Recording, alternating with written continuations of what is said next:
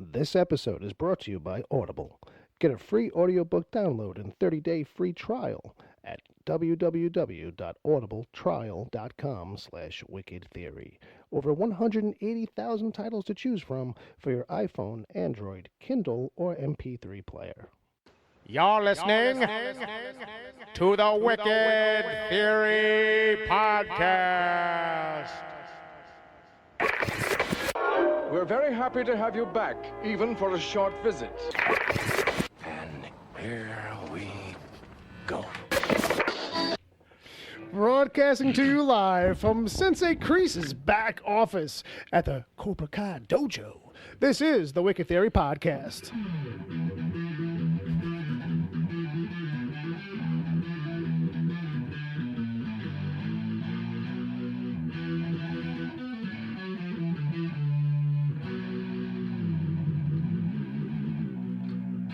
Satan! Hey, ladies and gentlemen, boys and girls, how do we sound? We're coming to you live. It's the Wicked Theory Podcast. I'm your host. My name is Bill Sweeney, and every week I get together with some friends. We talk geek, nerd, pop culture, whatever kind of stuff. And I got this week the same people I've seen for the last few weeks. I got Jay. Oh, yeah. We got Ed. It's a bitched up world, Jack. The only way to protect ourselves is by going mad. And we got my brother Bob on guitar. What's up, everybody? Jay's starting a small house fire. That's completely unnecessary. What happened? I feel like I just walked into a freaking low pressure system. Or Anything you say, Bill. something. Oh, here we go. That quote, by the way, was from a movie I've never seen called Uncle Sweetheart. Uncle Sweetheart. Well, then you can't use it. Because that's not how he says it. I guess. I never say it the way Goodman says it. Oh, well, I never mean to. I just take it as I read it. You're not really doing a Goodman impression. No. I'm just homaging his words. Fair enough. No further explanation, please. Okay. Okay. All right. So this is episode 116. We're going to do some news. We'll get to that. There's a DC TV report that's going to come between this episode and the after show. We'll get to some email. Is that any relation to Paul Malls? No, but it's related to Darth Maul. Okay. Fair enough. We'll do some email. Fair enough. And then so if you want to send us some email, you can send it to podcast@wickedtheory.com. Just as a heads up, PvP's back. Preacher vs. Preacher. That's our other show. That's our other thing. DC TV report. If you ever want to check that out, that's also in this feed. Yep. Sometimes it's got its own. Well, it's always got its own episode. Sometimes it's tagged onto the back of these. Sometimes it's not. But also this week we want to give a shout out to our very own Uncle Jay. Made an appearance on our friend Chad NV's podcast, and that's called What's Your Work? Indeed, I did. Indeed, you did, and you said some nice stuff about us and this show. And Well, there was a gun to my head, so I had no choice. it's probably long range, though. I'm gonna say it was long range. No, it was at close range. Well, I've been told on Twitter that I'm still referred to as the new guy. On You the are show. the new guy. Yeah, he's not taking it. Yeah. The direct And question there's from nothing you can do about it because it's out there. the real question from Chad was, "What's it like to be the new guy?" And he was like, "Fuck that. Ed's still a new guy." And that works for me. But we encourage people to go check that out. And what's interesting also over there is that the other two episodes, you got Agent Palmer and myself. So you can dig around. There are 3 very good episodes. Chad's doing a great job. And thank you for the opportunity to do that, Chad. There you go. All right. Now we got you, baby. So yeah, absolutely. And Jay, really, it was a very, really good episode. Thank you. It was really fun. I had a lot of fun listening to it. I had a lot of fun doing it. And I got to know you a little better myself. Oh, thanks. I'm not creeped out in the slightest. Okay, cool. Other people might be, but no, not There's a me. part 2 coming. There's a part 2. We're going to wait about 5 years, though. And I'll tease it like this. Don't add anything to it if you don't mind. But I'm just going to tease it like this. And Jay's got a Lou Reed story. I do, yeah. So you can check it out for that. That is true. That's a nice little segment there. I did not expect. It was a little Lou Reed run-in. And actually, Chad, I was telling Bill earlier, I actually have an Al Pacino story, too. Ooh, which is a little uninteresting, but interesting in the same breath. It's not as interesting as the Lou Reed one, but maybe one day on the One day the we'll after do like, show. Maybe the after show. We'll do an I'll give it something for the Patreons. Uncle Jay remembers. Yeah. All right, so let's see where we're at here. So yeah, definitely go check that out. What's Your Work? Chad Envy's podcast. And then we got some people hanging out in the chat room. Yes, we do. We do. Yeah, we got James Louisiana. Yeah. James. We got Zombie John. We got Wesley Ryan Gaskins. Wesley. JCJ. Agent Palmer's in there. Agent Palmer in the house. There's also an Elsewhere. Elsewhere. Oh. You know what I'm gonna do? I'm gonna do something crazy. What's that? Hey, Zombie John, what are you doing next weekend? You want to come on the show? Let us know in the chat room. There's an opening. All right, so and Dom Torrey just popped up in the chat room. Hey, yo, what's up there, cuzzy cuz? You know what? Since it's so crowded, I think we should throw out that chat game. Yeah, maybe let's do it. Dom, go Devils, baby! Every time you say that, I think of Bo Bridges in The Descendants when he's starting with Don. Don will do right by us on this. Okay, all right. He's a good man, Dom. So this game is going to be mash up some heavy metal with a movie. Yes, movie plus band. know. Examples include AC/DC Cab. Mm-hmm. The I knew that would get Jay. That was mine. And The Slayer and the Stone. That one's from Palmer.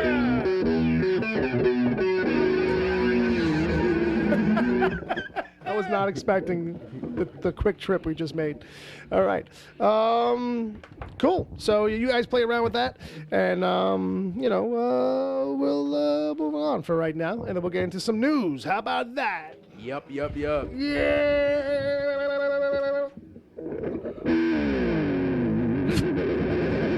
The fuck? Oh, I didn't know we were doing a wind up on it.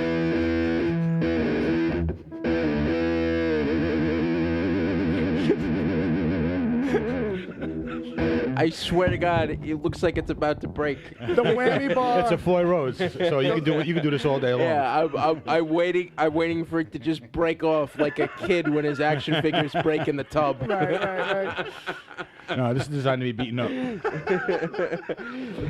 All right, Zombie John's got a pass. All right, we'll get a hold of you soon, John, and we will. Fuck him then. Well, I don't want to be on the show. Fuck him. No, I'm kidding. Just remember, Bob's just hired help. Hired implies paycheck. No. That's employed. I don't know. There's some other term, I'm sure. Anyway, semantics aside. One quick thing. Yes. I would like to say happy birthday To who?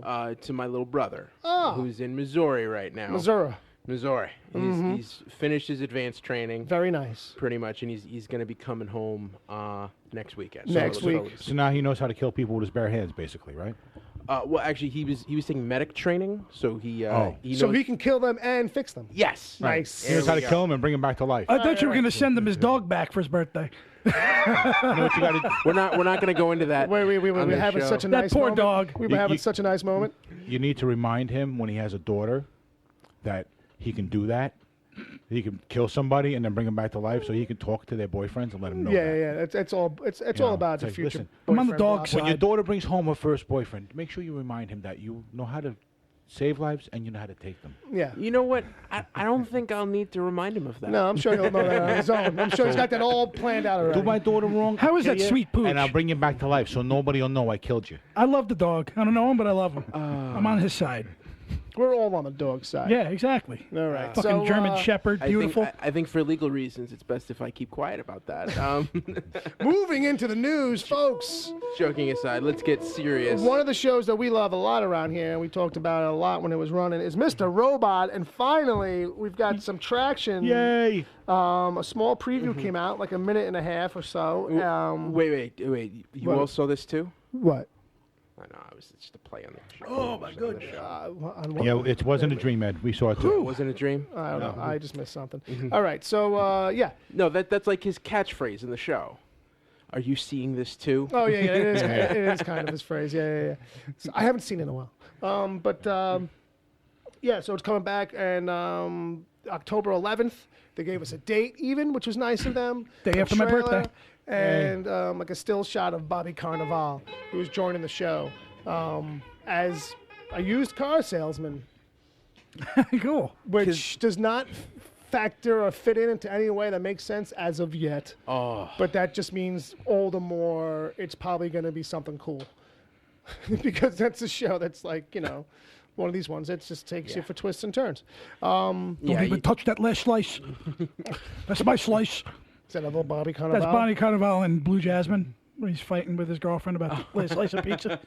Don't you dare touch that slice. Or in movie number 17 that I don't know off the top of my head. Just saying. It's only 17 for you. It's like No, that's 217. oh yeah, for the me. list is long. That's just where that falls. Who the hell you gotta fuck around here to get a good martini?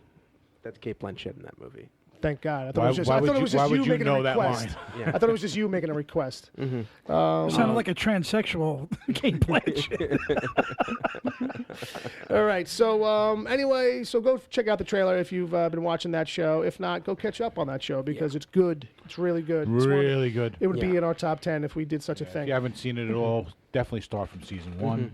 Well, yeah. Yeah. Yeah. I've been trying to get Bill to trap Jay here so we can make him watch it, but no, Yeah. it hasn't Well, happened no. yet. This no. No. We don't want to keep Jay in this house that long. Yeah, you won't. You can't make me watch anything. No, this guy's not going to sit still. No, He's got to do it on his own terms. exactly. Also, too, moving on to the next thing, we'll get to the movie in the next segment, Yeah. but this is about the Dark Tower TV series is actually getting a go-ahead. Yeah. Surprisingly enough. Oh, all right, Yeah. all right. So let's break this down here, okay? Okay. So the movie got some bad reviews, and we don't know what the box office is going to be. I assume looking it'll at like a 20. My guess is it'll probably win the weekend, Yeah, but it's rough. but nowhere near what they thought it was going to be. Well, nowhere near the hopes, yeah. Yeah, and they basically the producers came out and say that the TV show is still going on. It's going to be telling the 4th book in the series, Wizard and Glass, which is a prequel book about Idris Elba's character. However, the one thing that they mentioned in the second to last paragraph is that there is no network that has signed on Yeah. to distribute this series. Yeah. Which to me means it's not going to happen. Well, It's a small detail. Yeah, it's Yeah. a small deal to you. Yeah, it's a very odd project, this whole thing, and how it's coming together now, and it's coming together very late in the game, because the whole idea was to have this kind of a season or a series run in between movies. And I guess depending on whenever a sequel to this gets made, because obviously now it's not going to be getting the same attention it would if it had a great weekend. So whatever, but it's having trouble sticking its landing as a TV series, and I just finally picked a showrunner, so it's like it doesn't seem to be coming together like it should be for a monster project that they're trying to pull off. The wheels are coming loose on the cart, and we'll get to that, I guess, when we get to the Yeah, movie I'll give review. my input on this particular topic when I Yeah. get to Yeah, the review. we'll revisit this. Yeah, and I think this was a huge mistake. I mean, the movie's distributed by Sony, but this is the kind of thing where like you should have had a network ready to distribute this before you put out that movie. Right. Like this is, Yeah, it's a little tough. All right, so here's something else that's kind of cool, right? I mean, like who's not excited for this? All right. I'll just let you take it, Ed. Great, You great set up. 80s franchise. Yeah, sure. They're rebooting it with Yeah. with 2 members from the original cast. I like it. The Karate Kid. Yeah. Yeah, And- we've got Ralph Macchio and William Zabka Yeah, returning. And Johnny and Danny. Yes, Johnny and Danny. But here's the thing. Tell me all about it. It's a half-hour sitcom, Well, comedy. a comedy, Dramedy, yeah. on YouTube Red. Right. Yes. So That might be fun. get out your checkbook. I hate it here, right? I hate it here. I want to go back to Jersey. Bill, could you break this down for me? Yeah, yeah. Because we have a lot of very strange elements. We have Yeah. Karate Kid here. Sure. We have 2 actors, Yeah. one of whom no one's heard from in 30 years. Yeah. Right. The other whom people have heard of, but just Yeah. when he's guest starring in TV shows as himself. Right. Yeah. Well, there was My Cousin Vinny. Isn't yeah. he in that? Yeah. Okay. Yeah, but that was like right after. Yeah, that's Well, still, I'm saying- that's still back in the 90s. I'm though. saying, okay, I don't think Karate Kid Part 3 had come out yet, or it was like No, it was right after Yeah. those movies. He was still in the mainframe when that movie came out. That movie was 25 years ago, at least. It is, actually. Yeah, it's Yeah. good stuff. I think this is going to be gangbusters. Yes. Well, Yeah. it's got enough pop culture legs that if it wasn't trapped on YouTube Red, which is like their pay service, YouTube's like, trying to get you to pay for the extra quality content, and they're trying to bring in big people and big projects to it to make it feel like you're getting something. Well, Well, good luck to you. There's been a lot of backlash on YouTube around the creative end because originally they were going to YouTube stars. Figure we'll have homegrown talent. Right. But the thing that they realized is that they were only bringing in people who heavily watched YouTube. Right. And to try to go to a more mass audience, they've actually cut ties with a lot of those. With a lot of those YouTube stars, and now they're only going for big Hollywood projects, and this is one of the first ones that they're pulling out. Yeah, and I think This is gonna fail.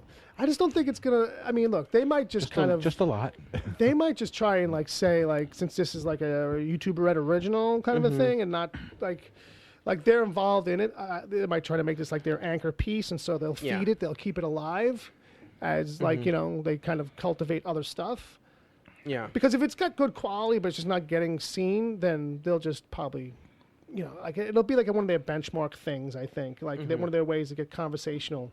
And, but that's the thing. Like, You need is it gonna decent, be- good comedy writers. Well, that's the thing. Like, I see potential in it. Yeah, so do think I. it's funny. The two of them now are washed up fucking karate guys, basically. Although Danny is more successful on some level, and they both have dojos, but it's more from a comedy, dramedy kind of like AMC angle. And Like, I like it. The show is called Cobra Kai. Cobra Kai. Are we gonna be seeing at the end of every episode the guy from Cobra Kai going, "I'm gonna get you, Danny"? Basically, I think it's I think at they, the end of every episode, he gets his ass kicked, and well, he the thing go, is- get revenge next week. Kind of like the Power Rangers, or what? Yeah. Right. You know what I mean? It's just kind of like a cardboard cutout every week of the same story. Yeah, pretty much. But yeah, it is kind of like Johnny's gonna try and rebuild Cobra Kai on his own because he's seen like Danny's success or some shit like that. So it's like from.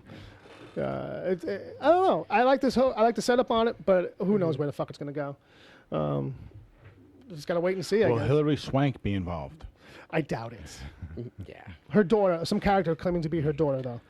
No, I'd like to see them. I don't know if it has legs on its own and it gets I was Mr. Miyagi's last student. and it gets famous. I can see them saying, "You want to come in for a cameo or something?" Well, this is this sounds like a funny 5-minute Funny or Die video. That's right. Well, like you just know? kind of cut to Danny teaching his class, and everybody's Yeah. like actually painting a wall to Yeah. learn how to do it. Like let's paint the dojo again.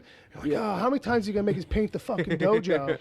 Actually, Left Ralph- to right, left to right. I got it. And got then it. you find out why they're not learning is because the paint's got lead in it. Well, just because he's like, I just needed the dojo painted. I really this time I just needed a new coat. Ralph Macchio did do a Funny or Die Yeah. Oh, he did? video. Yeah. Oh, okay. Yeah. It was very funny too, actually. You should And I check did it out. die. All right. So how about this one? You didn't think this one was gonna happen? Ed, take it. Because I'm not equipped to handle this. I have seen the pyramids of Egypt. I have been to the Great Wall of China. I have even seen a grown man satisfy a camel. But never have I been as excited as I have to hear that on August 8th, Yeah. literally the day after this podcast drops, Tuesday, ESPNU Yeah. is going to be transformed into ESPN 8, The Ocho. The Ocho. No word as to whether or not Gary Cole and Jason Bateman will reprise their roles. Yeah, I as don't think Con so. McKnight and Pepper It'd be Brooks. interesting to see something though. But But yeah, Sounds like sports to me. yeah, it is. It is. But I'm letting it slide. Actually, I'm the one who put it in the And doc. Chuck Norris as 'Cause a I thought it was guest just- judge. I thought it was just kind of funny. I mean, everybody loves the old ESPN The Ocho. But so the whole day of that, the programming is going to change to what like the ESPN The Ocho would kind of be, where it's like it's all dodgeball. It's all like the real kind of High school football from small town. Well, no, America. not even that. Like, let's just go down into the article. Cole and Bateman are I thought, great in those roles. yeah. I thought this article would have had more in it. I guess not. No, I've seen. Well, see, like the problem is a lot of the stuff that they say they're going to be airing, Yeah. I've already seen over the past week on the other networks. Like one of them is the National Cornhole Championship. Right. And I remember watching SportsCenter, and they're giving this serious coverage. I'm like, why am I watching why am I watching these guys in suits talk seriously and give like a whole 5-minute segment to cornholing? Well, here's the thing. You're going to cover other stuff like roller derby, trampoline dodgeball, kabaddi, and the 2017 championship of bags, which I don't know. Is that what that is? Cornhole? The championship of bags? I don't even know. Yeah. Because they throw little bags of rice or whatever? Mm-hmm. Yeah, championship of bags, a cornhole tournament for a variety of skill levels. Okay, and what's kabaddi? I don't know what kabaddi is. It's a contact team sport that originated in India, involving 2 teams and unique rule. He's not reading that at all. The goal for each team's raider is to tag as many of the opposing team's players as possible. Okay. And return to his or her home half, all while taking just a single breath. It's like Hunger Games. Yeah. Okay. All right. Except you have to hold your breath. Oh, okay. Well, the holding the breath thing made it interesting. Gotta hold your breath there, Harry. Oh, breathe through your nose real slow. So no You one gotta notices. hold your breath. Yeah, okay. But I'm digging it. It could end up being the one day where I actually watched something on that channel. Ultimate Frisbee, man. Ultimate Frisbee, Ultimate Frisbee. which is just a Frisbee made out of steel and it has a razor edge, right?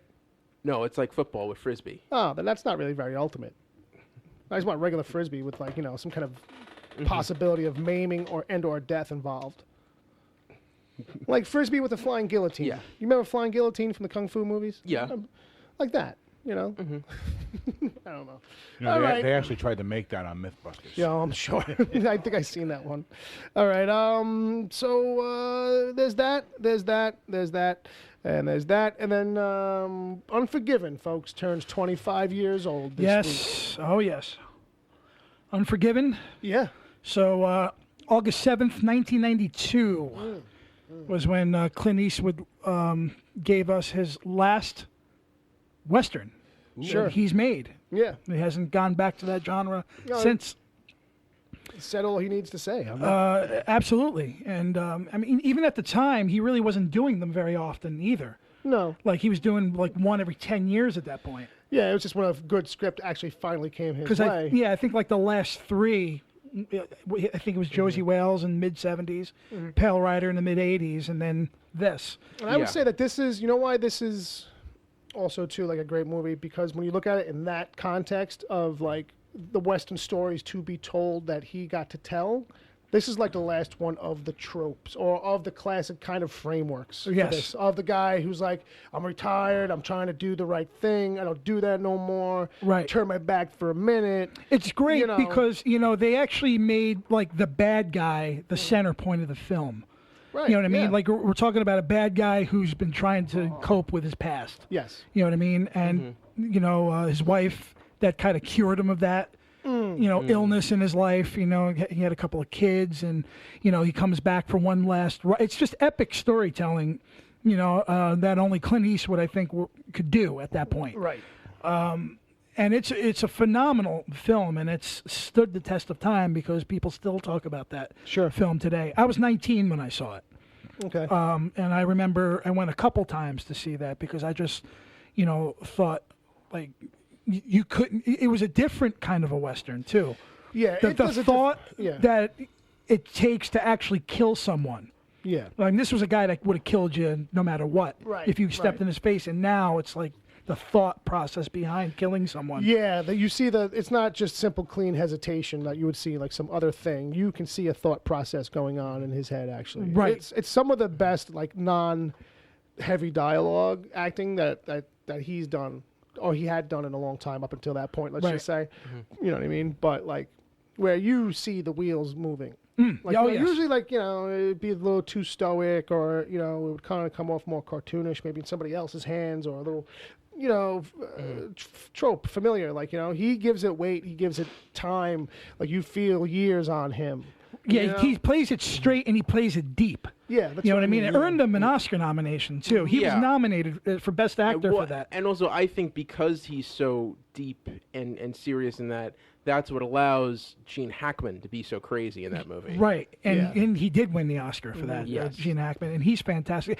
Actually, there's not a bad performance in that movie. No. You know what I mean? Even Richard Harris has a bit role in it, and he's phenomenal, and there's like a side story with him Morgan and Gene Freeman. Jackman's character.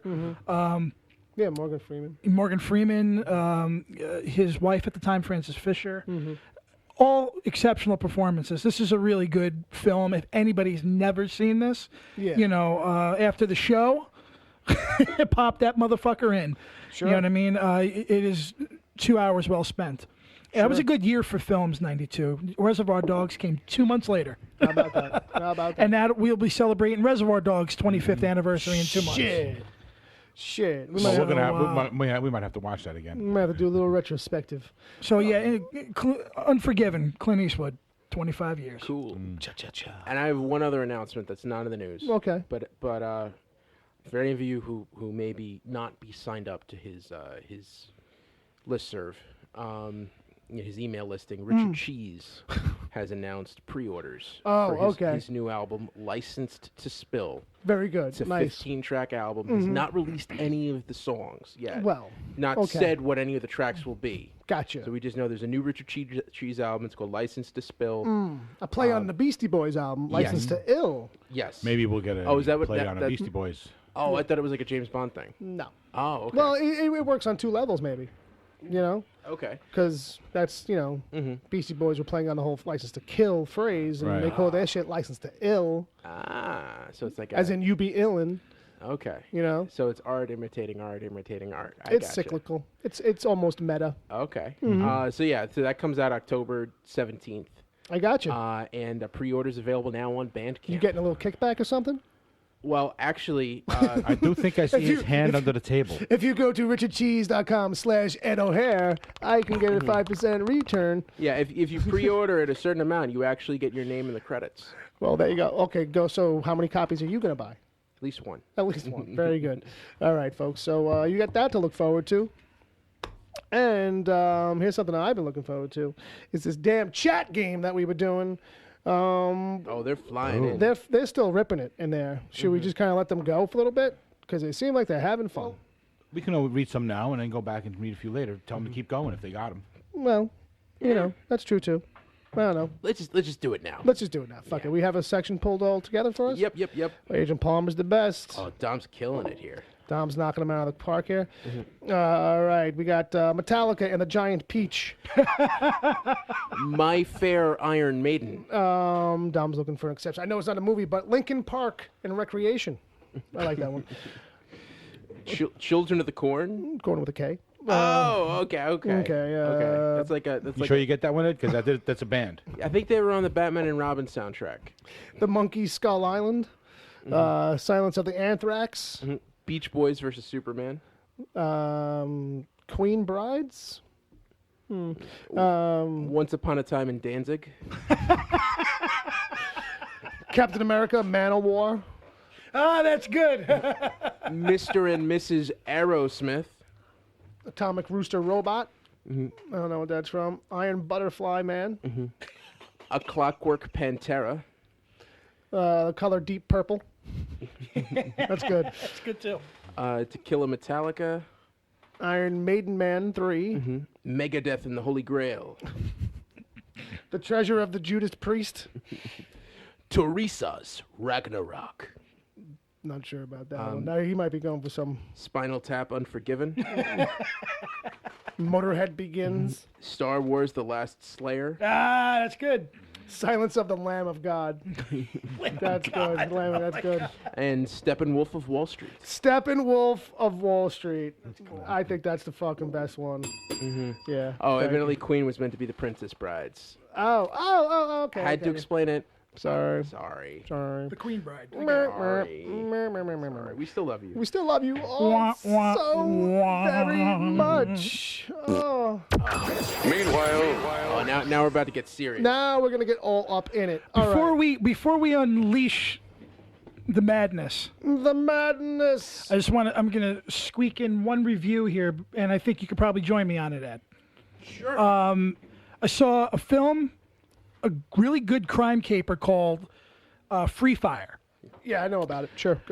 Did you said Is an Army Hammer great? Yes, he. You know what? Actually, Bill, I'm going to lend this to you. I'm going to bring it next week for you to watch. It's out already? Yeah, it's I saw it in theaters like 3 months ago. yeah. gonna say? It had like a limited run in theaters, Okay, yeah. in art house theaters, I think. Yeah. It came on Blu-ray, I think, last week or 2 weeks ago, and I got a Yeah. copy of it. Yeah. It's basically a gun exchange, you know, for money, and a shootout for 90 minutes. A shootout breaks out. Yeah, The whole yeah. exchange. The whole goes movie's a bad. shootout. The Yeah. whole movie's a shootout in one location where it all Yeah. kind of goes bad, falls apart, and Yeah. it's like 10 people maybe, or maybe more. That- at the about start 12 of it. people. Yeah. And it's like a lot of like, from what I saw on the trailers and all, it's a lot of like bouncing around, who ends up piling up with who real quick, who's, you know, kind of like on whose side, and a lot of this kind of thing. And It is. It's the performances too are really good. Charlton Copley, Yeah, Shalto Copley. Who else? Armie Hammer. Armie Hammer. Brie Larson. Cillian Murphy. Yeah. Yeah. I was gonna say Chuck E. Cheese. But Scorsese produced this. And it's a lot. It looks like it's a lot of like taking itself not too seriously, like where it's like, you know, it's got goofy characters in it. It's Yeah. got some comedy. It's got some interesting, quirky shit going on. But it's really tight. I mean, you know, the director. I watched a little video on the director, Ben Wheatley, I believe his name is. yeah, yeah. He's the guy that directed High Rise, which I did not see with Tom Hiddleston. Yeah. He was talking about like how these action movies were getting bigger, and like Transformers, it's all just explosions and everything, that they don't concentrate on the tight knit action in a gunfight. Yeah. Sure. And they really, really, everybody's crawling around in this movie. Like, you know, not to give nothing away, but somebody gets shot. Every person in this movie gets shot one way or the well, other. that's why watching the trailer, it's like everybody's pretty much for most of the trailer hiding behind on the something. ground bleeding in some fashion. Right. But Michael Smiley. That's another guy who's in this. Is Right. Really good. Yeah. And Ed hit it on the head. Armie Hammer is fantastic in this. Yes. You know what I mean? Yeah. he plays like the facilitator. Okay. And he's got this thick beard, just walking out like he fucking owns the place, and he's about a foot taller than everybody. He has this enormous blue blazer on. Yeah, I think I've seen him. I remember that. And yeah. it's so 70s. Yeah, like, yeah, that's like the whole thing, really too. like we're laying it on thick here. Right. Yeah, there's a lot of brown leather jackets and shit. And Charlton Copley is just a trip as usual.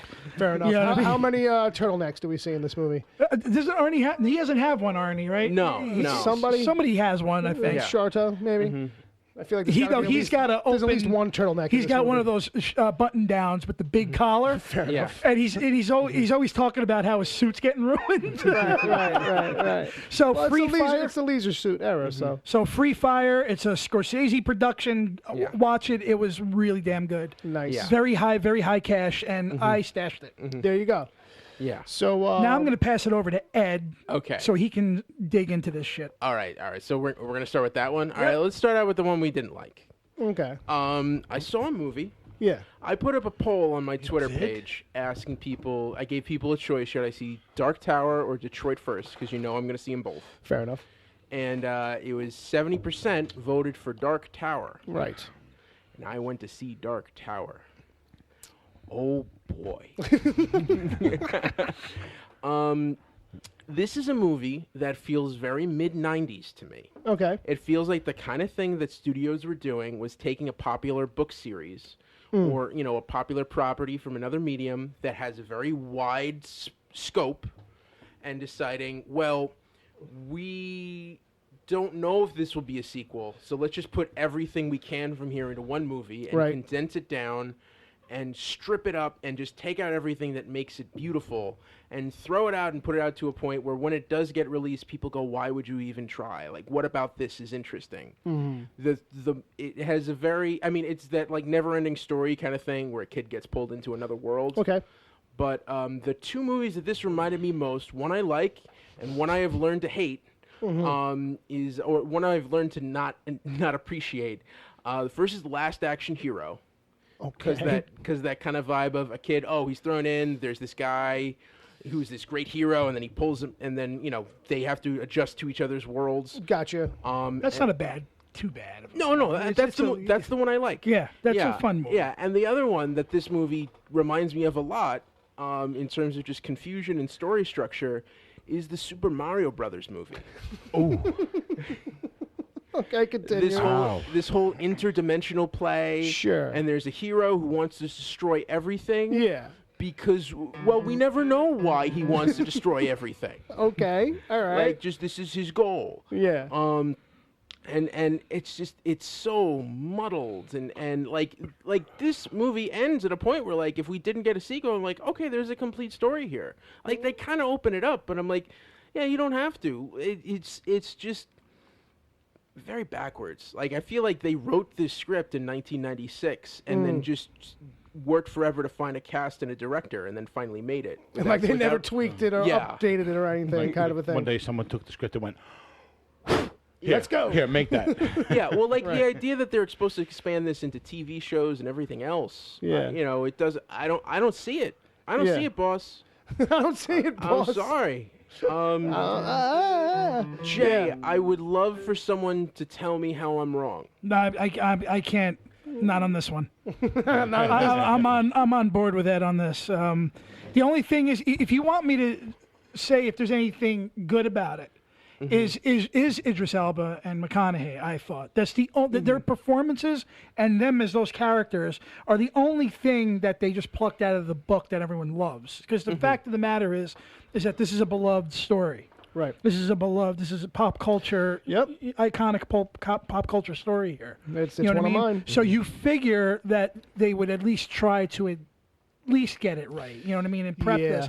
And they did not. It's just, it's another Akiva fucking Goldsman fucking tragedy. That's why. Because he became really popular in the mid to late 90s. Well, here's the thing. Batman Forever, Batman and Robin, anybody? Akiva Goldsman? No, there's 3 other writers credited to this. But, but he's the first. So that means it's mostly his. And he's got the producer's credit. Yeah. So, So he's, cocksuck in every fucking aspect of this movie. Basically what you're saying is at this point in time is that it would have been better off if it had been written by the guys who used to write the movies for Trauma back in the 90s? Well, no, it's not quite. Actually, at least the Trauma movies they knew they were bad. You know what I mean? And actually there was an audience that wants that kind of bad, which makes it good. Yeah, this I'm is one of them. A beloved, pop culture story that you can't afford to make this bad, and they made it bad. And I'm not a Stephen King aficionado, but I saw references to all of his other works. There's a direct reference to The Shining in here. Sure. And you see little things sprinkled out. And like that show that's coming on Hulu, Castle Rock, like that, I think would have been an interesting approach to see how you weave that in here. Well, and I mean, that didn't bother me as much. What bothered me was the fact that this story. What the fuck was that? No, it sounded like a smoke alarm. It was me. Oh, okay. Jesus Christ! I didn't realize the volume. Sounded like the beginning to the pros and cons of hitchhiking for a second there. Anyway.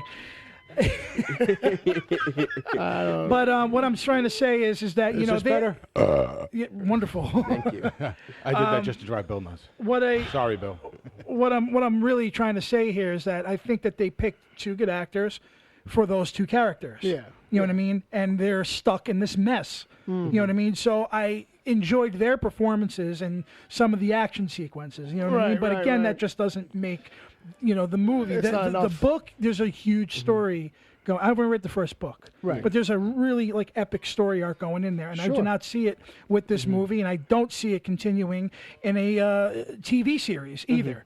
No. So I think they should just shut this down, cover it up, and maybe have King maybe adapt the screenplay for HBO or Starz. I don't know if he's got the right sensibility for it himself. Because here's the thing. Or just leave it alone. I didn't see it, but my suspicion for it has been that it probably suffers from this thinking behind the scenes of that this is a thing that we think from the jump is hard to translate. So our goal should be to try and make it as cool and show how cool it is as much as possible. And therefore, in the end, you end up with a lot of moving pieces that never really probably get completely fleshed out, where it probably should have been a movie where it's like, this is chapter 1. Let's let it breathe a little bit.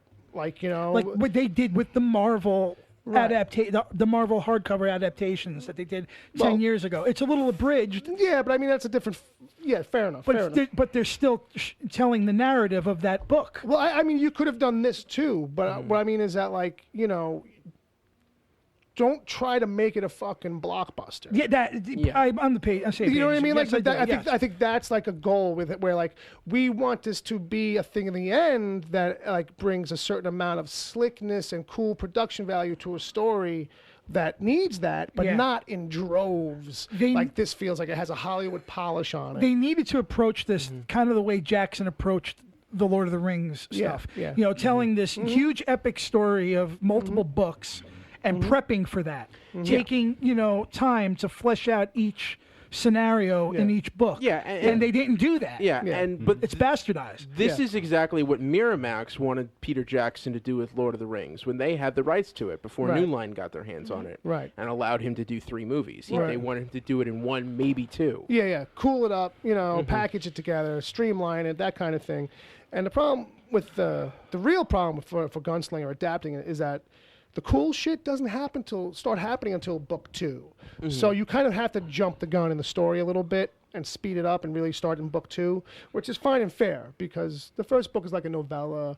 The gunslinger kind of just wanders into this town, some crazy shit happens, blah blah blah blah blah. But like all the really cool shit happens in book 2. It's like a mystical man with no name. Yeah, exactly. Yeah, but you can wrap that up in 20 minutes of the first 20 minutes of a film, you know, if you get a really good writer, unlike Akiva fucking Goldsman. Well, that's the thing. The stuff that he puts out is reflected in this final product. Right. This is his, like, you know, when you start to look at his breadth of work, it's like, oh yeah, that fits right in there then. This approach to this project, yeah, that fits right in his wheelhouse. That's where he's coming from. As opposed to like, you know, I don't know, just anybody else just have taken more time with it. Yeah, sure. I get that you want to bring in some of the stuff later on up front because it's cooler. I could even go for that. That's fine. But like, you're trying to make this giant spectacle, super cool thing about it where it's a little bit more reserved than that. And like the crazy stuff is supposed to speak for itself. Yeah. Like, I don't know. Also, one other moment. This isn't a plot spoiler, but it's something that happens near the end. But there's a point where someone is shooting, is hurling bullets at Idris Elba. Yeah.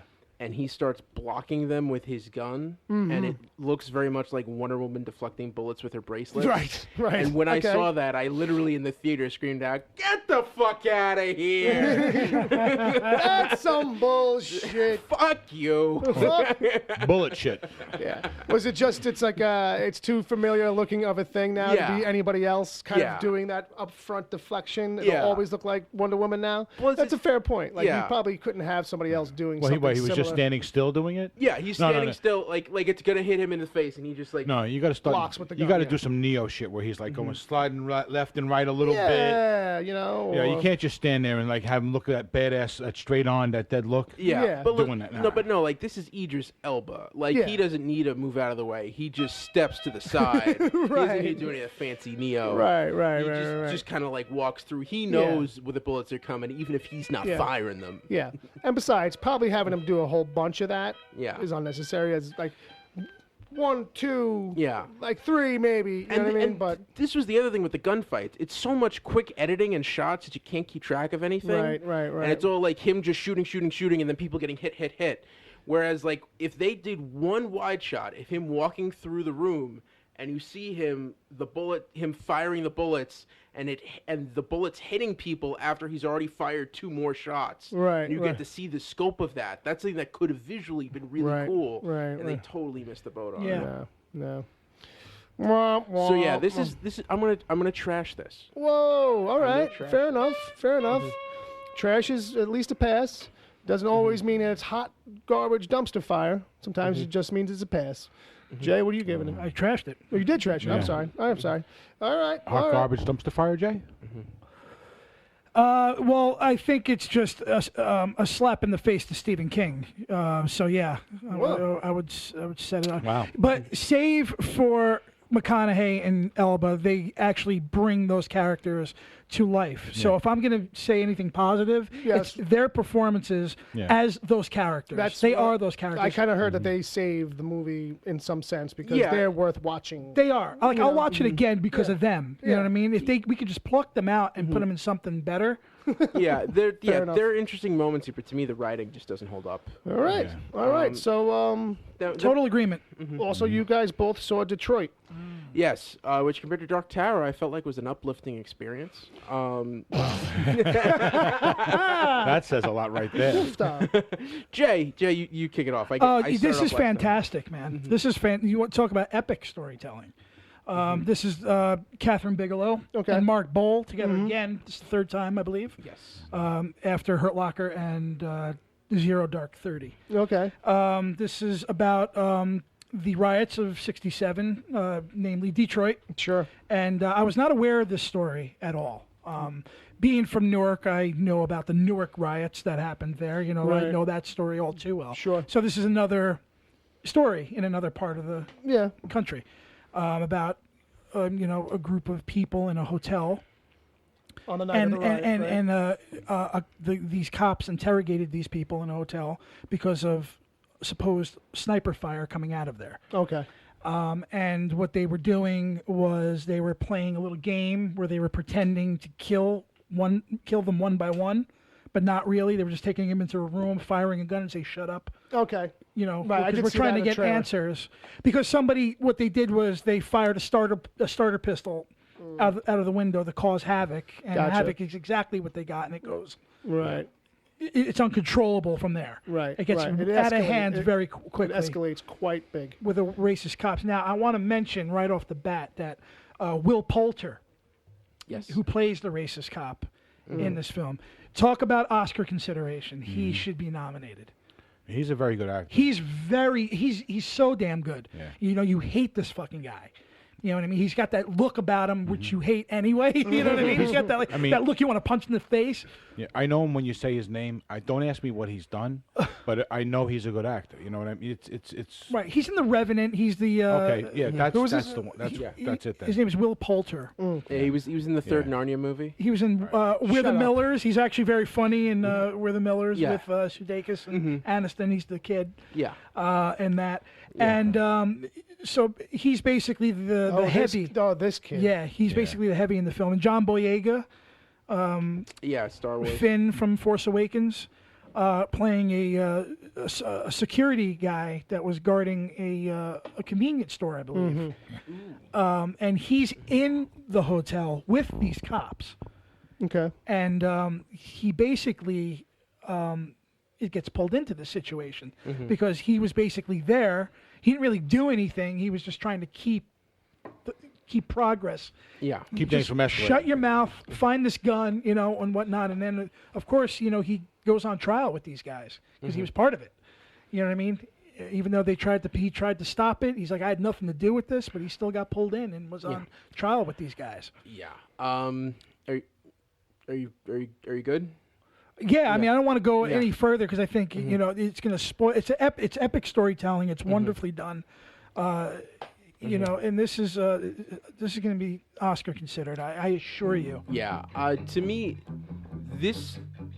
everyone in this movie, every single character, makes very poor decisions. Oh yeah.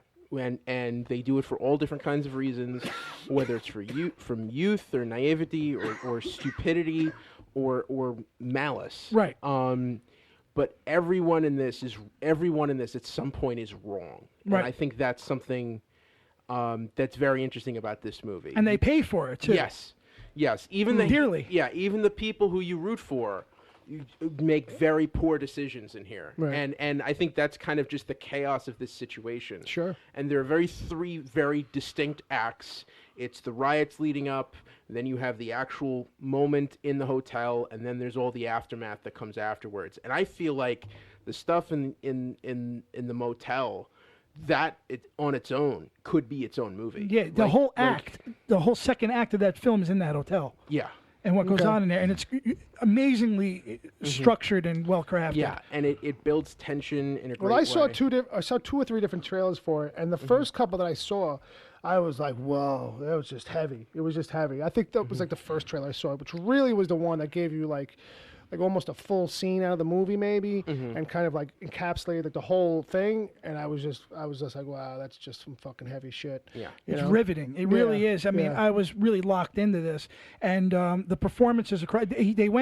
They didn't cast anybody famous. Like they didn't. Yeah. It wasn't really like. Yeah, there's no. You don't get pulled out. You don't get pulled out. These are all by anybody. like character actors, And that was a John smart Boyega's- move, I think. on Boyega's their probably part. the most popular, I guess, familiar face. Well, Boyega is trying to, Yeah.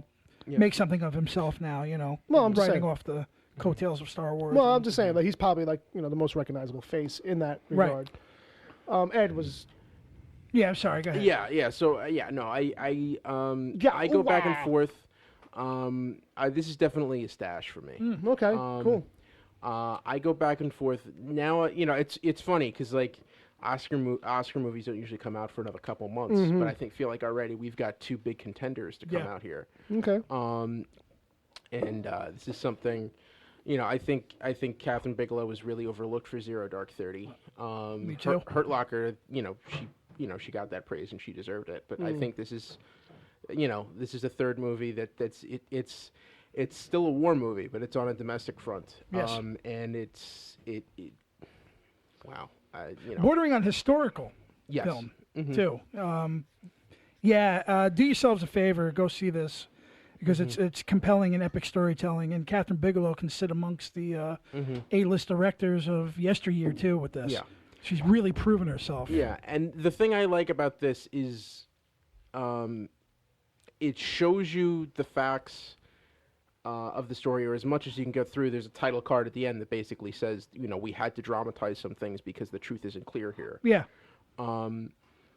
But it doesn't give you answers, which I think is something that's important to note. It doesn't preach to you. It doesn't say this was the solution to the problem. This is what should have happened. It just says, this is the situation, and we're all going to have to live with it and figure out how to go forward. Right. Like one thing that really was, like I was saying, just they never say it was a starter pistol. Nobody says it. No, and that to me is the stupid thing that a lot of the people in that room did is they kept their mouths shut and they didn't even admit that there was gunfire coming in, because I think they were afraid that the second they said that, they were all going to be taken in. Right, because it was a stupid move on their part to actually take a starter pistol and start some shit, because they knew these cops were already heated, and they knew it would happen if they fired a starter pistol at them. Yeah. That they were going to go nuts. They're just looking for any But excuse. I think that's a thing that you see a lot in those moments, in those real riot-based moments where it's like, an idea comes into somebody's head because they're all fired up in that zone, Right. and the full repercussion doesn't come through to them. It's No. like when you see videotape of somebody in a riot and like they're standing near a cop, like, and they throw something or they do something, and they get immediately wrapped in the face with it's like, well, like, Right. what did you think was just going to happen But- just now? but I'm He's right saying there. But that- that's what I mean. Like, it's like the rational thinking kind of goes out the window. But what I'm saying is that these people that are being interrogated, there was a few of them did witness this guy shoot the starter pistol, and nobody said anything. Right. Because they actually, one of them even said, we think you have the wrong house. Right. Yeah. But when two of the guys, they saw him shoot Yeah. the starter pistol, and nobody said anything. So Well, so stash for Ed and stash for me. stash for you. All right. This one is a recommendation plus. Yep. All right. All right. And you got the Death Wish trailer in here, Ed. Yeah, You yeah, felt, I just put this out there because it, we've been hearing about this for a while. We finally saw the trailer come out. I actually want to hear, because Bob's always talked about, you guys have always talked about how your mom was really into Charles Bronson. Oh, yeah. Which, And you which watched- doesn't apply here. Yeah. you make me Well, want to puke. There's no correlation, Ed. Well, Death Wish was a Charles Bronson movie. This is a remake. So of you that should be movie. asking my mom. Okay, well, We saw all 3 death wishes in our house quite often. Oh, 5. 5. so Fine. so Oh, boy. how do you think this trailer looks to hold up to the original? Well, it's like any other modern version of a classic movie. It just takes the idea and then it goes with it. This is not at all the Charles Bronson movie. Charles Bronson, all I remember of Charles Bronson walking around town, finding people, kicking their ass, and then killing them. You sick, twisted son of a bitch. That was actually pretty good. Yeah. Look at my mustache. You make me want to puke. But I like what I saw in this trailer so far. I mean, it looks like it's going to be a good modern development of the original story idea. I It mean, looked like it. because you're not gonna do something like that verbatim. Well, No. You know, it's a, Well, I it's mean, a simple no. concept, so you might as well have fun with it. It's basically it's a revenge movie. Yeah, I mean, as far as all that goes, Very simple idea, just straightforward, nothing confusing. So just do it like that. Have fun with it. no, as far as adapting it and updating it, I get it, and it feels, as far as I've seen, like a fair kind of recontextualization compared to the first movie, but it just feels flat and silly in the trailer to me. Like, it feels kind of like Bruce Willis isn't working for me anymore, maybe, but it feels kind of very like doesn't have a lot of life in it. I'm wondering if it's just a bad trailer. Like, this trailer doesn't work. And plus, when the AC/DC song kicks in, Yeah. it's like, I don't know, like, you should have probably gone more gravitas and then tried to find the cool factor or the lighthearted I thing. 100% agree with your critique on the trailer itself. And that song doesn't have the same kind of like automatic coolness that it used to, I realized, too. Like, that No, well, it's song now, overplayed, it's too. overplayed, and because it's from Iron Man and shit like that, like, it feels like it's got to have some kind of tongue-in-cheek thing almost. And maybe that's what they were going for, something that was like, you know, like a little bit of a juxtaposition, but not too much. So, but either way, like, I'm giving it a pass as far as I'm concerned. I'm giving it a trash, this trailer. but I'm gonna cash it, but I'm gonna explain why. First of all, I like that story. I actually read that novel. sure, yeah. I've seen Death Wish 1 through 5 many, many times. You know what I mean? Because I love that grindhouse kind of shit. Yeah. You know what I mean? But I also like the fact that Joe Carnahan's writing this, Sure. which I'm a huge fan of. Especially his writing. 2, Eli Roth directing intrigues me because he's mostly known for horror, giving us gratuitous gore. So the violence in this movie is going to be on a high level, but it's going to be shocking because it's an action picture. Right. You know what I mean? Right. So I And think it's gonna be graphic because he's got that nature. right. So I think that I'm very interested in this. I think that I know that Eli Roth's vision was to get Bruce Willis back into form because, as Bill said, he just doesn't have that gravitas anymore. So I think that this might be the film to do it. However, Yeah. they should not have made the trailer like a lighthearted, fun kind of romp with that AC/DC trailer, because I think it takes away from the drama of his wife getting brutally killed and his daughter getting brutally raped. Yeah. You know what I mean? So I think that they should have cut it as a hardcore drama, A little bit more. a darker drama. So I'm going to catch, but the trailer It's sketchy. is sketchy, correct? I will. Yeah. I will add before Ed goes just that the one thing I do know about this is that, like, one of the things that is supposed to go on in this is that Bruce Willis's character isn't a guy who's a gun guy, like, you know, or a badass. He's supposed to kind of slowly, as this goes on, just get more comfortable with the idea of killing dudes, first of all, and then secondly, realizing, oh, I'm good at it, kind of a thing. Yeah. And if that's any of the case, there's none of that in the trailer. Like, there's the slightest touch of it where, like, he's like, I need a gun. And that's it. You know what I mean? So you could have maybe sold me on that a little bit more. It might have gotten my But attention a I little think better. you're supposed to know that because of the classic novel and the But classic that movie. you can't take that. That's taking it for granted. And I think that goes back to why the trailer doesn't work. Right. I think that a better trailer maybe down the road because Yeah. it's not coming out till November. Because otherwise, it's just dude kicking ass, getting revenge movie. Right. Which I Right. think that, if you didn't know Death Wish, Yeah. Exactly. you would probably take it like that. But we know Death Wish. We know it Right. might be But a your little average deeper 18-year-old than that. doesn't. Right. So Yeah, to me, this thing's all over the place. I think Elizabeth Shue just whenever you have actors holding and not doing anything for too long a time, I just think of the reactions like, oh no, like when she's waiting in her kitchen to be shot to death. oh yeah, right. I just thought the acting there was just really hammy and stupid. There's a couple of quick moments. I'm like, ooh, Yeah, go ahead. yeah, just really just like yeah, this just doesn't vibe for me. Something about it feels off. It's Bruce Willis, and maybe I'm biased, but just by reputation, this is a guy who's pretty much given up. Sure. And is there for the check. This is a guy who Woody Allen's thrown off set. Who's and when he tried to say, "Oh no, it was a scheduling conflict," Woody Allen actually went to the press and said, "No, we kicked him out because he was an asshole." And it's just, Eli Roth is a guy who is a really nice guy, and I've heard him in interviews, and every time I hear him on a podcast, I will download that episode and listen to it. but I just have never been able to get into any of his movies. Well, it's an acquired taste. Yeah. You got to be a horror fan. It's an acquired taste, but I will say that Eli Roth is as cool and as crazy as he is. He's getting better as a director. Yeah. He's a little rough on the edges. But he is getting. But and I really feel like this is probably a movie that is suffering from a bad trailer, and it might look better than another trailer. I agree with you. I agree with you. I think because he picked Bruce Willis because he wanted to bring him back into the form he used to be. Yeah. So I'm thinking that if he's in that mindset, then maybe we should give this a shot and see. Yeah. My only question is, when is it coming out, before or after Thor? Because if it's coming out like the week after Thor, I don't expect that this movie's going to do all that well. November 22nd. So it's about 3 weeks later. 3 weeks later. So all right. So it might have It might have a chance. depending on what it's up against between then. Yeah. It's a nice Thanksgiving movie. A little Thanksgiving movie. Thanks for the givens. I think that was the whole theme with the original movie too. It came out around that time. Well, you maggot. You raped and murdered your mother, you bastard. Yeah.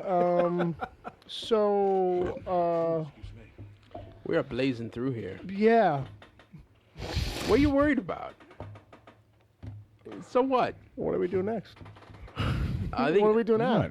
Emails. emails. Well, we have a problem. We don't have any emails? We don't have any emails. Well, is there anything activity in the chat room? Nope. They all died. Aw. Yeah.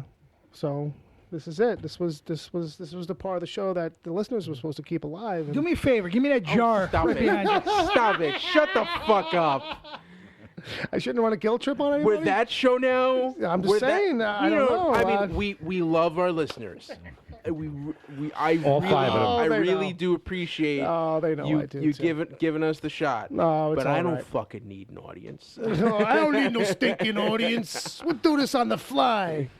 So we got no emails? No, really. No, I just opened it up. Give me that and- jar behind you. Well, this is, I know this was the emergency go-to. Well, but, that was for the after show. Yeah. The idea was the after show.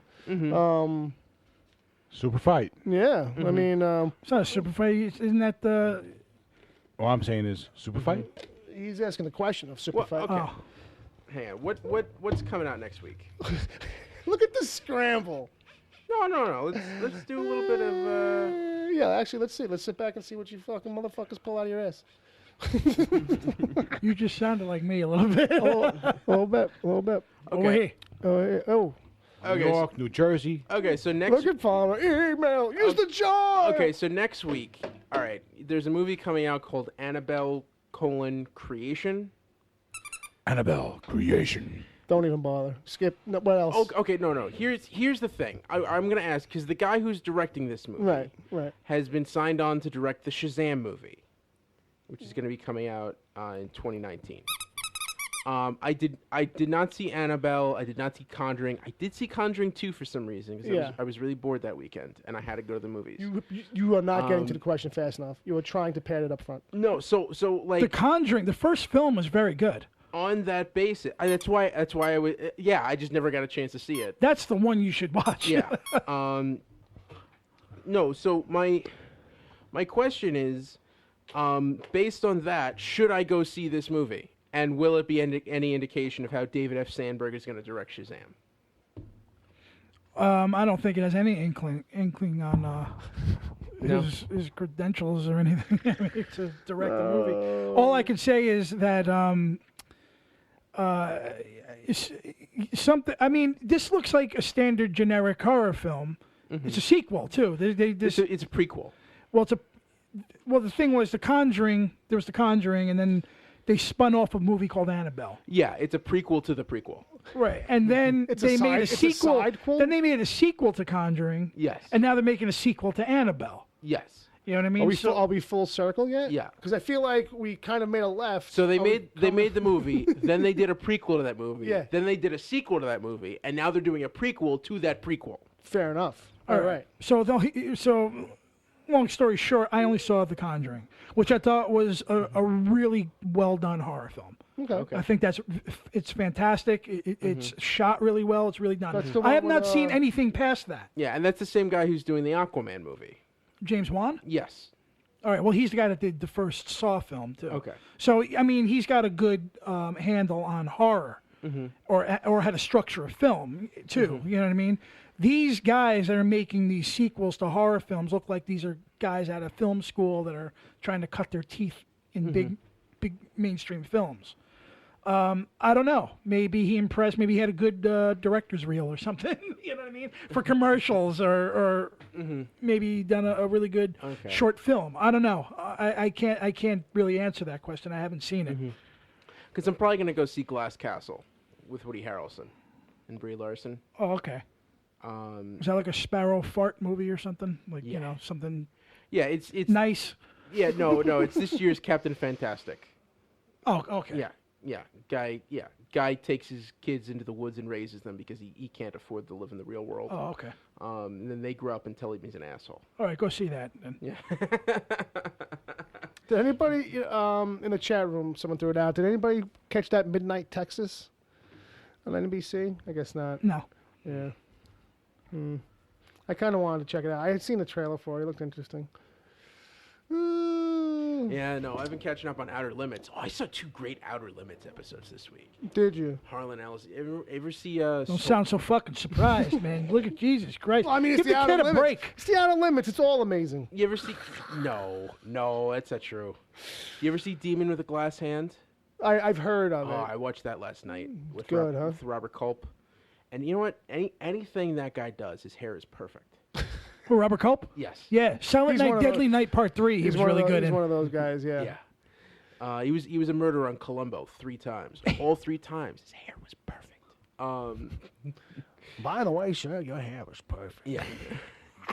And I don't know if you know this, but Yeah. your hair. yeah, and this is one of the episodes I think Harlan Ellison sued James Cameron because he said that Terminator Right. was a ripoff of. Yeah. And you'd certainly see some of the illusions. Yeah, but it's probably one of these things where it's like, meh. Yeah. But interesting stuff. Interesting stuff. Interesting stuff. Yeah. The black and white format, you know, it does certain things that you can't do in color. A psychotic axe-murdering Santa Claus. And only Robert Culp can stop him. And Silent Night, Deadly Night 3, next on Cinemax. I don't even know if I ever put it in here. I don't want to remember the second one. Silent Night, Deadly Night 2. Was it the second one or the third one? No. I'm trying to remember what the second one was. Of Silent Night, Deadly Night? Yeah. I'll tell you exactly what it was. It was basically they took all the murders of the first movie and used them as flashback for half of that movie. And bookended it with somebody telling the story of the first one. Well, that's good. That's exactly what it is. You know, actually, the third one is a breath of fresh air See, that's with another- Robert Culp in it. That's another franchise. Like, how many of those did they make? So, Well, you don't like murdering Santa Clauses? I mean, No, it's just come on. How'd you like a greasy pork sandwich served in a dirty ashtray? Right now, I'd go for it. The Booze Hounds return. okay. So we had Silent Night, Deadly Night in 1984. Yes. Then 3 years later, we got Silent. It caused Night, havoc, that movie. Yeah, Silent Night, Deadly Night Part 2. Which is half of that movie is the first movie. Yeah. Then we got Silent Night, Deadly Night. Silent Night, Deadly Night 3. Better watch out. With Robert Culp. Yes. Then we had Initiation, Silent Night, Deadly Night 4. I believe at least Beasley from Moonlighting was in that. She's the girl that talk like this all the time. Hello, All right, Beasley, just be quiet, Beasley. Exactly. We're trying to solve a crime here, Beasley. What the fuck, Beasley? I'm trying to make out on fucking, what was her name? What was her name? What was I forgot. Was it Agnes or something? No, Shepard. What was her character's name? The blonde. What was her character's I name? don't even know what show you're talking about. Moonlighting. Oh. Moonlighting. With Bruce Willis and Sybil Shepherd. And I'm trying to make out with Sybil Shepherd here, Beasley. Shut the fuck up before I put you out a window. At least Beasley? Because just D.D. trying Khan, to help. because D.D. Khan was busy that day. Jokes only I get. You talking about Agnes? Agnes? I guess. But you don't gotta brag. What Okay. the fuck was that? Then we had Silent Night, Deadly Night 5, The Toy Maker. With Mickey Rooney, I believe. Ooh, okay. I was the #1 star in the world. You hear me? Bang. The world. When I was 40, nobody wanted me. Well, that's true. And then I did Sugar Babies. And then I did a movie called Bill where I played a retard. I love. That was What is number that one star interview from? in the I've world. heard that. I've heard that interview. That was Dana Carvey's bit on Mickey Rooney. Oh, okay. I'm Hey, like, wait a Mr. minute. Rooney, I loved you in Judge Hardy and His Son. Ooh, Judge Hardy. That was the number one star in the world. Yes, You hear me? Bang. The world. all the Eddie Hardy movies.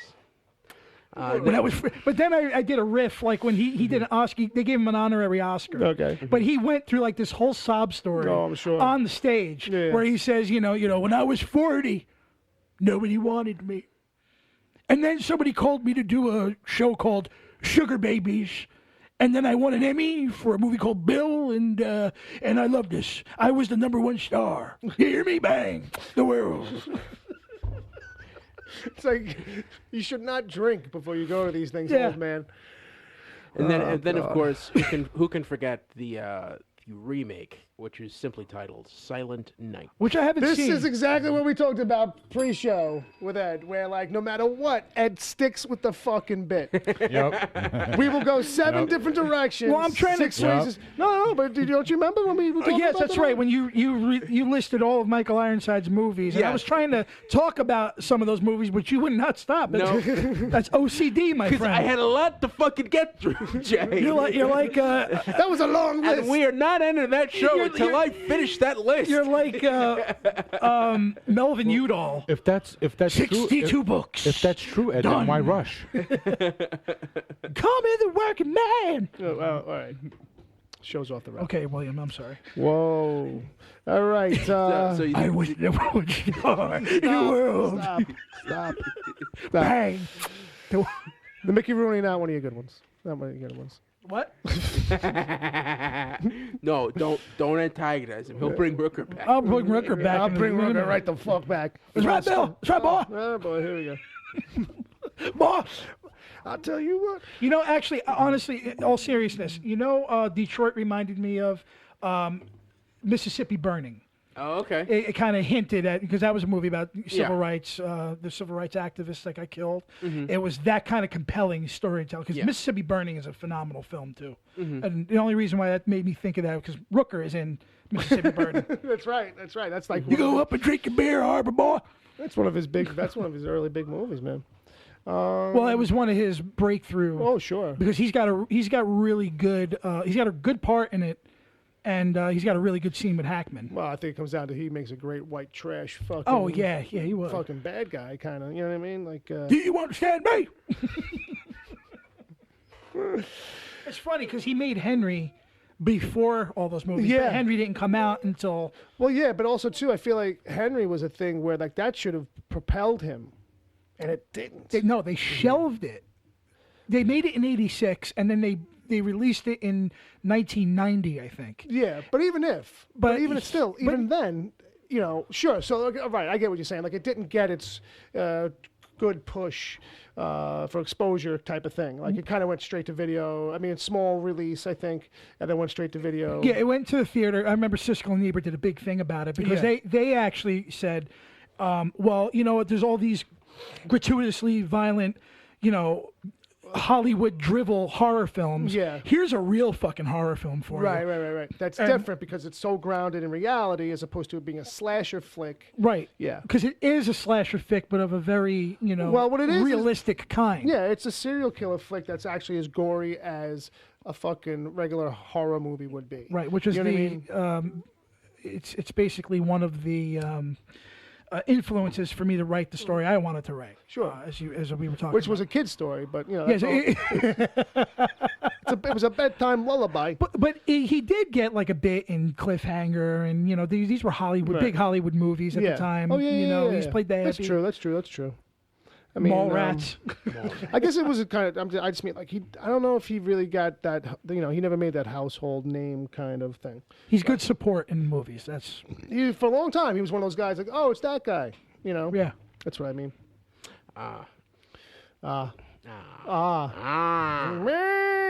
Sorry, I slipped onto thenumbers.com. You ever been on there? Yeah. Yeah. I'm looking. Well, we down. didn't realize my message to Thomas K. I'm sorry for interrupting. All right, numbers. Let's see your numbers. All this slasher horror, but you did not watch Midnight Texas.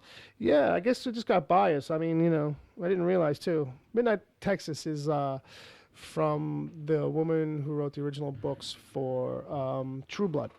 And it's very much like this one town's got like this whole kind of, like everything is there, kind of like, I think just about anyway, it's like vampires, magic or voodoo, and like all this kinds of crazy shit. Whoop, sorry about that. Kind of takes place in this one town. It all kind of exists there and stuff, and they have their own kind of thing. So if you're into that stuff, check it out. I kind of was starting to think like, oh, this is like, because Preacher was taking place in Texas in its first season, I was like, oh, this is going to get compared to that or something, or vice versa, but that doesn't seem to have happened. Nope. Real quick, Yeah. just want to, Chad NV's in the chat. Chad NV, I got some of that. And Chad has said that he's going to watch a film I spoke about on his What's Your Work? Debbie Does Dallas. Debbie Does Dishes. Debbie Does- Volume 7. Look at Debbie go. She really works those dishes. And you know who was in Giving, that? I just Mickey pictured- Rooney. Mickey. I was never was. No, I was a great dishwasher. I was a dryer for 16 Debbie, years. come over and give me a pop suck. Debbie washed the dishes, then she polished my job. He's actually watching a film called Razorback, which was Right, I heard you talk about that. an Australian horror film about a wild boar. But the thing is that it's That's one some of of those- the best cinematography in the movie. That's one of those movies where, like, I remember as a kid seeing the box for it Yeah, and, like, never renting it. Just it was in the because, big Warner clamshell. Yeah. We'll get the video store. It would just be one of those ones that's in the horror section. Because I couldn't appreciate that shit at the time. Like, Right. you know what I mean? But then just kind of always seeing it and always being like, yeah, not watching that. No, it was like no. Piranha or Piranha. Like, I saw Right. Piranha. I'm like, I don't need to see Piranha 2. But it turns out, no, Piranha 2 is better because they fly. Yeah. Like, you know what I mean? Like, you don't realize. And you know who directed that? It was Cameron. James Cameron. James Cameron. That was his breakout. But Razorback has a really amazing cinematography in it.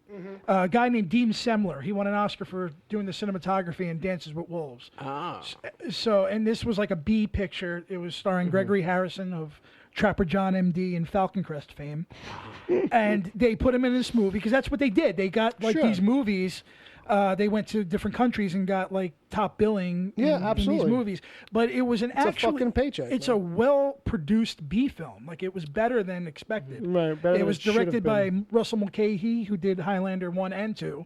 All right, so that's a guy who knows what he's doing. So, Oh, no, I mean, like in a legitimate way. but it's a really good flick. I mean, you know, it's not, Citizen Kane, but you Right, know, it's- right. But if you want to see a really amazing cinematography in a B film, that's the movie.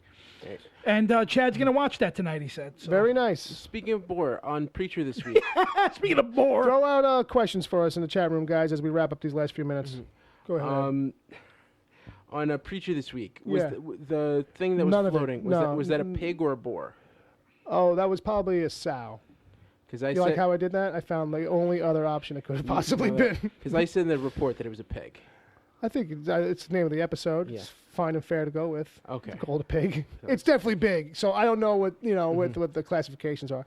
I didn't get I never finished the that hair- studies. the I hair- didn't get the degree in The that hair threw me off. That's why it was. because it kind was of like- hairy because it had Yeah. spots. Yeah, I don't know. I think a boar technically might have to have tusks. Yes, that's what it is. Yeah, right. And then There, and yeah. because of its size or because of its particular type, it might actually be a sow. Now that I think about it, because I think a sow is different than a regular kind of like a pot-bellied pig. The sow is mine. Fuck me. Look at us getting Yeah, into, Chad is saying sow. getting into zoology here. I mean, not that either one of us is a zoological, you know what I mean? But Whoa. This sounds like it's a lot more complicated than math right now. well, I'm not gonna stop till I kill that murdering puke. I take that back. Palmer is very insistent. What I don't even see him. What is he in the notes? Well, yelling at us? he's in the notes and he's in the Oh, chat, like oh, demanding throwing out. that we discuss Game of Thrones. Well, I think what he's doing is he's throwing softballs at me, trying Agent to Palmer, get me to, you make me want to take a Well, spit. you know what's funny? He does mention the Game of Thrones leaked.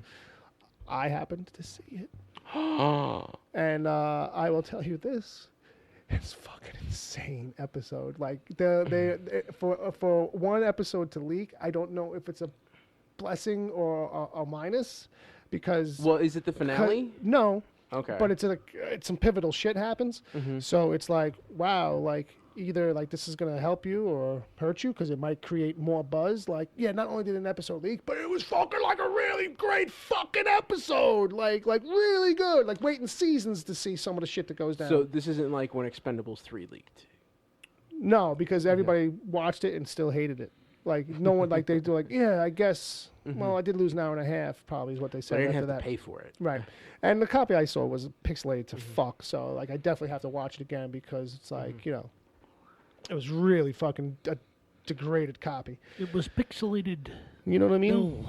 You know. So if you're looking for that, search porn sites. I'll say. Would Charles Bronson like it? His lips would have been very tight. It's been very tight. Game of Thrones. Bill. My lips are very stretched and tight across my. I don't know about you, but I can use a Heineken. He could probably open it with that tight little grip of his in his mouth. Sick, twisted son of a bitch. So let's see what the kids are asking. Are they throwing out any questions for us? Basically, No, they're all dishing about GOT. Kill the Juniors says it is one of the best episodes ever. Point me. Wesley wants to know if Debbie Does Dishes is a porno. It probably is, It is a legitimate pornographic film. Yes. but to be honest, like she doesn't get many dishes done. So if you're really worried about the dishes, don't go for the dish. Don't see it for the dishes. Thomas K. said Starship Troopers new CG. I am actually going to see that. It's coming out, I believe, in 2 weeks. That's limited release, and it's going to be like they did with Killing Joke. Gotcha. Very nice. A Fathom event. A Fathom event. Mm. So I am going to see that. I'll do a review. I'll do a review for my car There we go. in the parking lot of the Dine-In Theater. That's what? I was trying to look for stuff. What did you say? Well, I never mind. Okay. I'll listen to it tomorrow. Get back to me. Yeah, I'll get back to you. If there was a question asked, I'll text you. No, it wasn't. Okay, good. All right. With that, I don't know. I think we were out of steam a little bit. G.I. Joe. Okja. I never watched Okja. That's the Netflix movie. I didn't finish Ozarks either yet. I did watch another episode though. I never went back to Glow. Shit, I got a lot of Netflix to catch God up damn on. it, man. Thomas K. I think Jay did a review of You him. don't- He does dishes from his car. You don't want to know what happens to Liberty Bell and I will if you want me to. and Mother Russia? Oh, I can only imagine. I'm not sure. I'll get there. I will turn my back on God himself for Mother Russia. That's my Gary Oldman in Air Force One. Okay. Or Welfare Queen? Oh yeah, well that's the one I'm worried about the most. As well. No, I want to know more about the Samoan girl. That's who it is. Yeah. The one who actually probably can actually wrestle. No, that's Welfare Queen. No, I don't. The black chick is Welfare Queen. Yeah. I'm talking about the Samoan girl. Do you know the difference between a black person and a Samoan? Yes, no, what I'm telling you is the actress in the show who is actually wrestled professionally is the actress who's playing Welfare Queen. Oh, okay. I guess She's- I didn't know that. Yeah. The girl who has the brothers on the show, right? Yeah. Who are the trainers. No, that's not who I'm talking about. Oh, that's who I was talking about. Yeah, that's who I know. That's who you were talking about. So why wouldn't you help me? You So said why you, wouldn't you help me? Okay, you said You said saw. you said you were all right, Spider. Yes. Okay. Point me You said you thought that in the direction of Albuquerque. be like that. I wanna go home. The show is. People who watch the show know what I'm talking about. No, I know, and they've already realized how wrong I was. So there's that. All right, folks. If you're still listening to this train wreck, I'm not sure exactly why. Come on. It's not a train wreck. I mean, I don't know about train No, wreck, it's not. It's fine. but it does make you wonder what we're gonna do for the rest of the day because we're not done yet. I got lots to talk about, but All right, we're gonna get into it. good. We're gonna get into it. Good. I want to sit there. Jay's gonna learn the birds and the bees when we come back. It's been a while. He needs a refresher. I gotta need a refresher. This new fucking millennium. What's that about? I don't know where these days. I don't know where it's all right for me to put my penis anymore. No, no. I don't know anymore. I used to just be like any old hole will do, but now I offend people with it. All right. These days, 2017. Who knew? I'm gonna try to do some Twitter live stuff from my Twitter account. That's what I want. That's a to new thing. announce. That's a new thing. I don't know when I'm gonna launch it yet. I want to try to see if I can set up a couple pieces Sure. first. Yeah. But I'm thinking about doing like a Twitter live feed, like maybe on a Tuesday and a Friday or something Right. Will you be picking specific times and setting that up and trying to do that? I'm gonna try to kinda time I'm frame? gonna try to do Okay, it cool. at certain times. We'll Right, see right, how right, it goes. I haven't thought it out yet, but it's definitely soon. All right. Keep an eye out for keep that. looking for that. Keep an eye out for You that. can ask me questions. You can send in questions if you want. You can just find me on Twitter and ask a couple questions. I'll answer them for you. If you want me Serious questions. if you want me to only. do a tap dance on top of the hood of a station wagon, I'll do that. You know what I mean? I'll eat a slice of abis, in a gutter somewhere. If you want me to do that, I'll do that. So It'll what be you're fun. saying is you're a classy guy. Yeah, exactly. Top notch. Top notch. Classy guy and a cheap date. I'm a classic guy in a cheap date. All right, we're done. Okay, so with that, what's going to happen here, folks, is that if you're listening live, we're going to be doing the after show in just a little bit. Oh my God, I know you can't wait for it. And if you are not listening to us live, if you listen to us live, you can hear the after show. Like, that's how that works. Going, I'm over here now. I'm over here now. Boogaloogaloo. Also, if you like what you hear, support us on Patreon. So that's where you can get the after show if you miss it live. Yeah, for a for $1. A couple $2-3. Just $1. Just $1. $1.02. $1 gets you forward on a month. You know what I mean? Boom. Provided I'm putting them out on time. Boom. So with that, Boom. boom. I guess that's it. Winnie the fucking Pooh. Jay. Winnie the fucking Pooh. Where can people find you at? Uncle Jay. Jason Chickalese on the Twitters. Nice. And don't forget, folks, to check out Jay on What's Your Work. Yes, Chad a NV. podcast by our friend Chad NV. Yes. Good stuff. You will envy Chad. Ed, Yes. where can people find you? At Edward O'Hare TBD. Ed sometimes can be heard on Gotham Lights episodes once in a while. From or time to time. Previously in the past. Which I might be making an appearance on soon. See that? Ed he's just coming all up in everybody's shit now. This guy. Wow. He's encroaching. And then we got Brother Bob. Bob at WTPC. That's right. You can also hear me scaring the neighborhood if you come close enough to my building There you go. when I'm playing my guitar. How about that? And then I'm on Twitter, I'm at Wicked Theory. You can hear this show on wickedtheory.com, but really you can find it anywhere podcasts are given away for free, specifically iTunes, Stitcher, Google Play, and Music, because you can subscribe there and give us a rating and a love and affection. We love that stuff. Who doesn't love love? Right, Jay? Whatever you say, Bill. Nice. That's what I wanted. All right, so then when folks with that, Bob, take us out of here whenever you're ready. Freak man!